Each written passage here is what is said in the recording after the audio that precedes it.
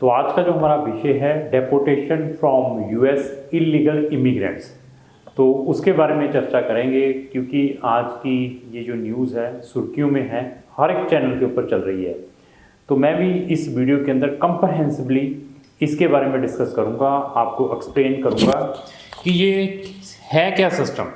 ऐसा है कि आज की डेट में यूएसए में जो इंडियंस की अगर मैं पॉपुलेशन करूं जिनके पास वहाँ पर डॉक्यूमेंट हैं, जो सेटल्ड हैं, आई थिंक सो 55 लाख से ज़्यादा है। यूएस की जो पॉपुलेशन है more than I think so 33 crore की है और वहाँ पर 55 लाख से ज़्यादा इंडियन सेटल्ड है। और यूएस में जो लोग हैं इलीगल सिस्टम से इंटर होते हैं, नॉट फ्रॉम इंडिया। तो आज की डेट में मैं कुछ 3-4 कंट्रीज़ के बारे में बताऊंगा जो उनकी टॉप लिस्ट में है और Indian I think so 4th number पर आता है। साथ में लगी हुई कंट्री है मैक्सिको। सबसे ज़्यादा जो इलीगल लोग हैं, मैक्सिकन सिटीजन्स हैं, वो यूएसए के अंदर इंटर होते हैं वहाँ से। उसके बाद मैं एल सल्वाडोर, ग्वाटेमाला, फिर इंडिया की मैं बात करता हूँ। उसके बाद फिर इंडियंस हैं जो गलत तरीके से यूएस के अंदर इंटर होते हैं। तो जो इलीगल लोग हैं या असाइलम सीकर्स हैं, that is the burden on the country. हमारी कंट्री के अंदर भी बहुत सारे लोग बांग्लादेश से आते हैं, अफ़गानिस्तान से आते हैं, यहाँ आकर असाइलम डालते हैं। That is burden for the country, क्योंकि उनके लिए हमें घर देने पड़ते हैं, उनको अलाउंसेस देने पड़ते हैं। तो ट्रम्प गवर्नमेंट के एजेंडा में यही था, जो इलेक्शन उन्होंने जीता है उनके एजेंडा में यही था कि उन्होंने आकर इन चीज़ों के ऊपर स्ट्रिक्ट एक्शन लेना है। उनमें से ये भी एक पॉइंट था उनका एजेंडा में कि मैं जितने भी अनडॉक्यूमेंटेड लोग हैं यूएस में इंटर हो रहे हैं उनको उनकी रिस्पेक्टिव कंट्री में डिपोर्टेड किया जाएगा। तो ये उनका एजेंडा के अंदर पॉइंट था। आई थिंक सो उनकी ये एक मुहिम 2019 या 2016 में भी चली थी, नहीं 2009 में भी चली थी। उन्होंने उस टाइम भी बहुत सारे लोगों को डिपोर्ट किया था। उस टाइम भी उस गवर्नमेंट के एजेंडा में ये था। तो एक तो एजेंडा में यही था कि वो इलीगल लोगों को जो अनडॉक्यूमेंटेड हैं उनको डिपोर्ट करेंगे। दूसरा सिटीजनशिप बाय बर्थ, तो उनके एक एजेंडा में ये भी पॉइंट था कि जो यूएस के अंदर इंटर करते हैं आने के बाद यहाँ पर जिनका बच्चा बॉर्न होता था उनको डायरेक्टली बच्चे को सिटीजनशिप मिल जाती थी। उस लॉ को भी उन्होंने ख़त्म करना था। आई थिंक सो उसको भी उन्होंने ख़त्म किया है। इसी तरीके से और भी उनके एजेंडा में था टैक्स रिड्यूस करेंगे कॉर्पोरेट सेक्टर्स का। इवन एम्प्लॉयज़ के ऊपर जो एम्प्लॉयज़ है वहाँ पर जो डिफरेंट ऑर्गेनाइजेशंस में काम कर रहे हैं उनके लिए भी उन्होंने कुछ strict rules and regulations impose किए हैं। ऐसे बहुत सारे एजेंडा में पॉइंट्स था। सबसे पहले हम इसके अंदर डिस्कस करेंगे इनके अंदर इन्वॉल्व कौन है। तो सबसे पहले इन्वॉल्व में क्या आता है कि एजेंट्स हैं जो इलीगल सिस्टम से लोगों को वहाँ पर इंटर करवाते हैं। तो एजेंट्स तो सब जगह आपको दिखाई दे रहे होंगे कि इसके अंदर और भी बहुत बड़ी चेन है। इसके अंदर पॉलिटिशियंस, उनका भी बताऊंगा कि कहाँ पर यूज़ करते हैं। इवन जो प्रेस जो न्यूज़पेपर, जो छोटी छोटी एजेंसीज़ हैं वो भी इसके अंदर इन्वॉल्व हैं। ऐसे करके डोंकर हैं जो रास्ते में इन इलीगल लोगों की हेल्प करते हैं वहाँ पर एंट्री की।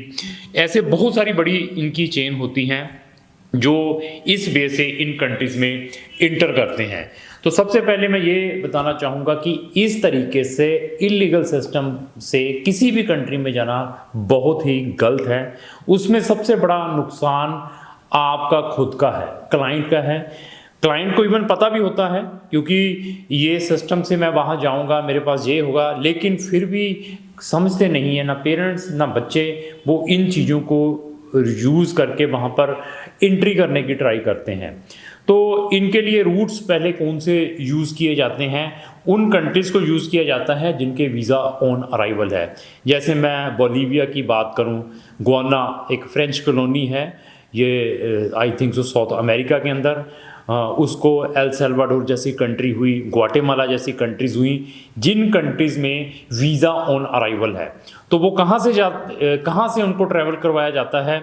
इवन हमारी जो यहाँ पर इमिग्रेशन एजेंसीज़ हैं, जब लोग यहाँ से डायरेक्टली फ्लाई करने की कोशिश करते हैं इंडिया से, उनको they are not giving the boarding pass. Even यहाँ की इमिग्रेशन को भी, ब्यूरो ऑफ इमिग्रेशन को भी मालूम है कि ये जो लोग हैं इन कंट्रीज़ में जो जा रहे हैं, इन्होंने इलीगली इंटर करना है यूएस के अंदर। तो यहाँ से उनको sometimes they are not giving the boarding pass और इमिग्रेशन क्लियरेंस नहीं होती, तो उनके लिए डिफरेंट कंट्रीज़ के फिर रूट यूज़ करते हैं यहाँ से वो ईजीली फ्लाई कर लें इन ऑन अराइवल कंट्रीज़ में। वो कौन से हैं? इजिप्ट जैसी कंट्री है, इथोपिया जैसी अफ्रीका में कुछ कंट्रीज़ हैं वहाँ से, कुछ मिडल ईस्ट कंट्री से, यूएई जैसी, कतर जैसी कंट्री से उनको वो ट्रैवल करवाते हैं। और इवन कुछ लोगों के पास कुछ कंट्रीज़ के वीज़ाज़ वैलिड होते हैं। कौन सी कंट्री के? शेंगन के या यूके के। अगर शेंगन या यूके के वीज़ा जिनके पास वैलिड है तो वो इन कुछ कंट्रीज़ में विदाउट वीज़ा ट्रैवल कर सकते हैं। कुछ लोग इन चीज़ों को भी यूज़ करते हैं। इवन यूके से जो बच्चे गए थे उन्होंने भी ये रूट्स यूज़ करके वहाँ पर एंट्री करने की कोशिश की है, वो भी इसके अंदर इफ़ेक्टेड हुए हैं। क्योंकि जो इलीगल चीज़ है वो इलीगली है। कोशिश करें, आप पढ़े लिखे हैं, सब कुछ आज की डेट में पड़ा हुआ है नेट के ऊपर, कोशिश करेंगे आपको हर एक चीज़ मिल सकती है। और आप यहाँ पर 20 लाख 50 लाख कुछ कह रहा है, मैं 1 करोड़ रुपया खर्चा है। सबसे पहले लीगल वे तो यूज़ करें। आप एटलीस्ट यूएस एम्बेसी में जाकर अपना 10 साल का वीज़ा B1 B2 तो अप्लाई करें। उसके लिए आप आई थिंक 5-10 टाइम रिपीट करें। 15-16-20 हज़ार की उसकी एम्बेसी फ़ीस है, वो ही ख़राब होगी। मे बी आपका लक लग सकता है, अगर आपको वीज़ा मिल जाए तो उसको लेकर ट्रैवल करने की कोशिश करें। तो ये मैंने बता दिया। जो लोग इन रूटों के थ्रू फिर पनामा में कहते जंगलों में जाते हैं, जंगलों के थ्रू फिर वहाँ पर जाकर इंटर करते हैं, दीज रूट्स जो लोग यूज़ करते हैं। और कौन से लोग हैं वहाँ पर? वो है जो यहाँ से B1 B2 वीज़ा लेकर चले जाते हैं यूएस में, वहाँ जाकर ओवरस्टे फिर वे असाइलम्स डालते हैं। इवन वो भी स्टूडेंट्स हैं जो यहाँ से पढ़ने के लिए जाते हैं, पढ़ने के बाद वो फीसें मैनेज नहीं कर पाते, वो भी वहाँ जाकर असाइलम्स डालते हैं, जो कि वहाँ की गवर्नमेंट के ऊपर वर्डन्स हैं। तो दैट रीज़न उन्होंने इन चीज़ों को स्टॉप किया है। आज की डेट में आई थिंक सो मोर देन 7,000 जो स्टूडेंट्स हैं वो ओवरस्टे हैं यूएस के अंदर। उनके ऊपर भी तलवार लमकी हुई हैं, क्योंकि वहाँ की जो इन्फोर्समेंट एजेंसीज़ हैं they are very strict, they are checking each and everything. और वहाँ पर ये सुनने को आया कि वो जो स्टूडेंट्स वहाँ पर ओवरस्टे हैं वो आई थिंक सो विलिंगली कुछ स्टूडेंट्स वापस अपने आप टिकट लेकर आ जाएंगे। तो ऐसा है कि ये जो असाइलम कैसे डालते हैं, इसकी मैंने 2008 में वीडियो बनाई थी असाइलम के लिए। तो असाइलम कैसे डालते हैं, क्या करते हैं, तो आप 2008 मेरी वो 2008 वाली वीडियो को वॉच कर सकते हैं। उसका लिंक भी मैंने 2018 में डाली थी, उसका लिंक भी मैंने डिस्क्रिप्शन बॉक्स में डाला है। तो वहाँ जब ये जाते हैं रास्तों में, फिर आप देखिए कि जो लोग जाते हैं अपनी फिर छोटी छोटी वीडियोस भी बनाकर देते हैं, बनाकर भेजते हैं कि मैं इस जंगल में पहुँच गया, मैं इस बॉर्डर पर पहुँच गया। पहुँचने के बाद ये सारा का सारा आपको सोशल मीडिया पे भी ये चीज़ें मिलती हैं, यूट्यूब चैनल के ऊपर भी ये बड़ी चीज़ें हैं। इवन बहुत सारे एजेंट्स वीडियो शरेआम डालते हैं कि हम आपको रीच करवाएंगे यूएस की, ये पैसे लेंगे। वो सोशल मीडिया के ऊपर ऐसी वीडियोस देखकर हमें भी सरप्राइज होता है कि ये लोग कर क्या रहे हैं। शरेआम ऐसी चीज़ों के ऊपर हम प्रमोशन कर रहे हैं बैठकर सोशल मीडिया के ऊपर। गवर्नमेंट बाय गवर्नमेंट अब क्यों स्ट्रिक्ट हो रही है? पहले क्यों नहीं होती जब लोग ये चीज़ों को प्रमोट करते हैं? अभी प्रेशर आता है जब वो डिपोर्ट हो रहे हैं। आई थिंक सो सेकंड डेपोटेशंस का प्लेन आ चुका है, और भी कुछ प्लेन आएंगे। इवन फिर लोग उल्टे सुलटे गाने भी बनाते हैं।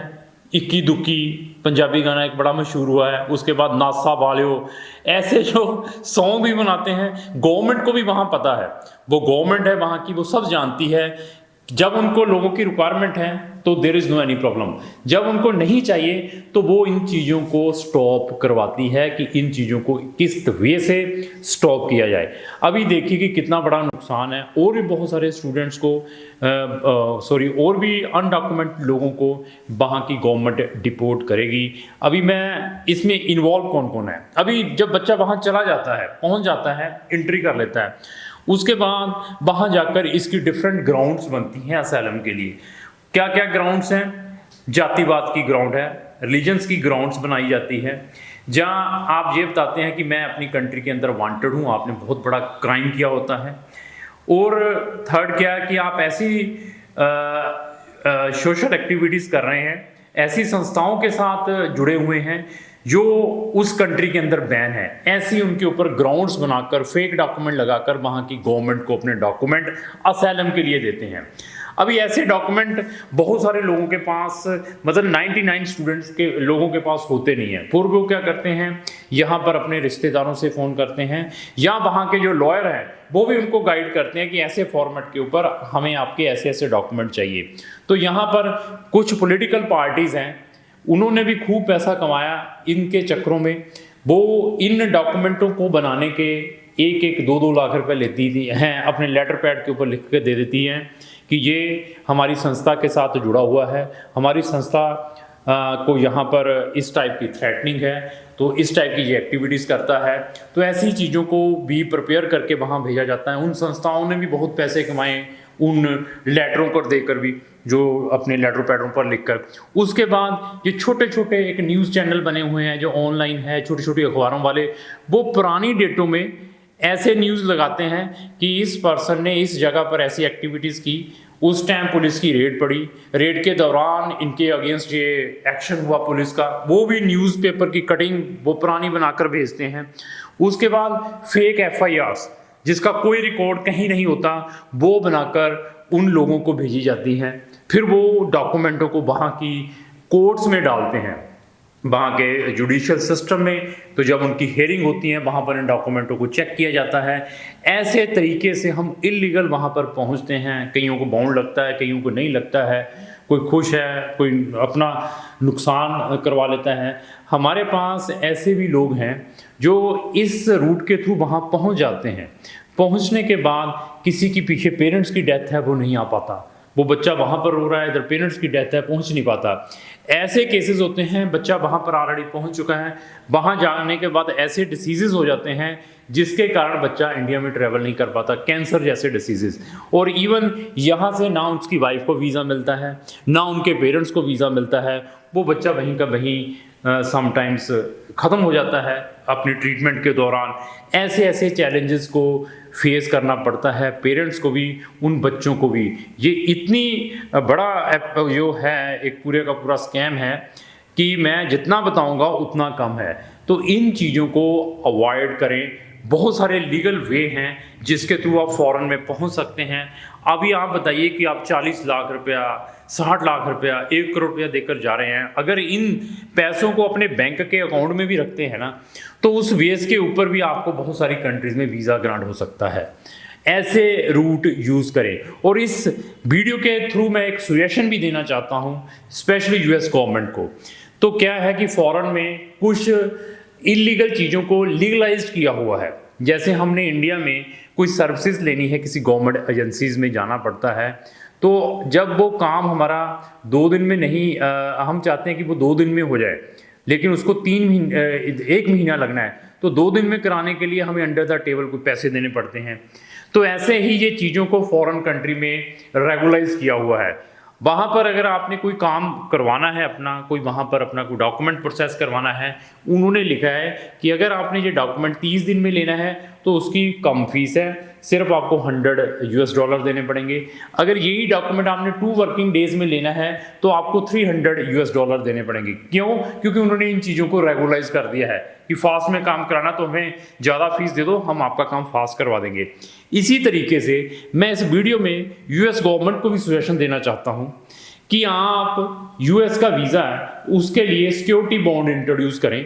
सिक्योरिटी बॉन्ड इंट्रोड्यूस करें कि आपने, अगर आपको लगता है कि ये जो पर्सन है US का वीज़ा अप्लाई कर रहा है, तो लगता है कि एलिजिबल है, इसको वीज़ा ग्रांट कर देते हैं, ये वापस आ जाएगा। आपको किसी के ऊपर डाउट है कि ये बच्चा US का वीज़ा अप्लाई कर रहा है, अगर ये इन टाइम वापस नहीं आता है तो हम उस सिक्योरिटी बॉन्ड को फॉरफिट कर दें।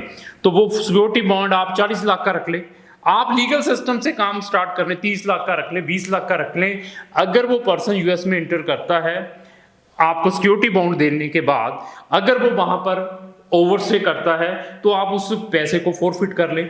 ऐसे सिस्टम लीगल तरीके से भी किए जा सकते हैं। जो मेरी अपनी प्रजम्पशंस है, जो मैंने आपको सजेशंस दिए हैं इस इंडस्ट्री में होने के बावजूद, ऐसी चीज़ों को इंट्रोड्यूस करके इन इलीगल चीज़ों को आप अवॉइड करवा सकते हैं। वो पैसा भी आपकी कंट्री के लिए काम आ सकता है, और जो गलत लोग हैं उनके अगेंस्ट आप स्ट्रिक्ट एक्शन लिए जाए। ये नहीं है कि आपने 5, 7, 10 एजेंट्स अभी गर्मा गर्म खबर है उठा लिया जाए। इसकी जो कंप्लीट चेन है उनको पकड़ा जाए। ये नहीं है कि चलते फिरते एजेंट्स ने बताया है कि वो गवांडी के थ्रू गया था, वो गवांडी को उठा लिया। ये देखा जाए कि इसके पीछे एंड तक, एंड ऑफ द पर्सन कौन है, उसको के ऊपर भी एक्शन लिया जाए, और कौन कौन इसके अंदर इन्वॉल्व है। तो ऐसा है, ये जो चीज़ें हैं ये कुछ दिन चलती हैं, उसके बाद ठंडे बस्ते के अंदर पड़ जाती हैं। तो पेरेंट्स को मैं फिर बता दूं, बच्चों को फिर बता दूं, लाइफ इज़ वेरी इंपॉर्टेंट।